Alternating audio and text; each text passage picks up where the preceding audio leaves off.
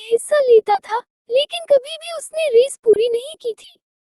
पर इस बार वह बहुत एक्साइटेड था, क्योंकि पिछले कई महीनों से वह रोज सुबह उठकर दौड़ने की प्रैक्टिस कर रहा था और उसे पूरा भरोसा था कि वह इस साल की मैराथन रेस जरूर पूरी कर लेगा।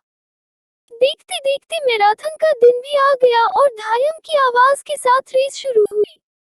बाकी धावकों की तरह अजय ने भी दौड़ना शुरू किया। वह जोश से भरा हुआ था और बड़े अच्छे ढंग से दौड़ रहा था।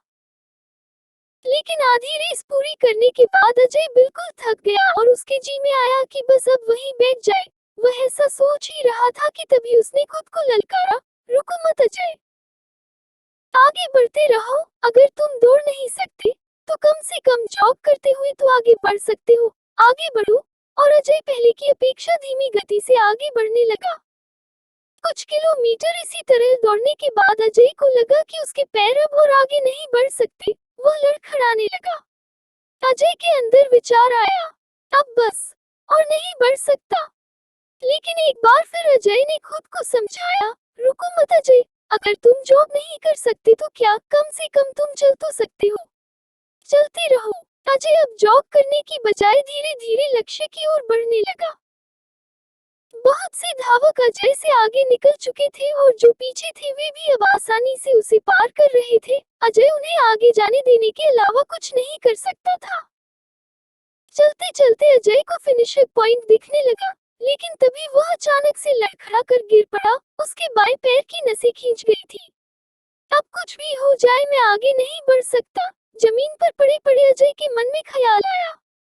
लेकिन अगले पल ही वो जोर से चीखा, नहीं, आज चाहे जो हो जाए मैं ये रेस पूरी करके रहूंगा। ये मेरी जिद है। माना मैं चल नहीं सकता, लेकिन लड़खड़ाते लड़खड़ाते ही सही इस रेस को पूरा जरूर करूंगा। अजय ने साहस दिखाया और एक बार फिर असहनीय पीड़ा सहते हुए आगे बढ़ने लगा। और इस बार वह तब तक बढ़ता रहा, जब तक उसने फिनिशर लाइन पार नहीं कर ली।